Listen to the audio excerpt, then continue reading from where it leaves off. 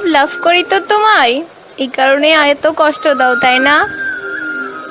যদি ভালোবাসতে নাই পারো তাহলে কেন ভালোবাসা শিখাইছিলা? আগে শুনতাম ভালোবাসায় কষ্ট আছে, কিন্তু বুঝতে পারিনি সেই কষ্টটা এইভাবে তিলে তিলে কষ্ট দিবে। একটা কথা, যদি লাভ নাই করতে পারো তাও আমাকে দূরে সরিয়ে দিও না প্লিজ।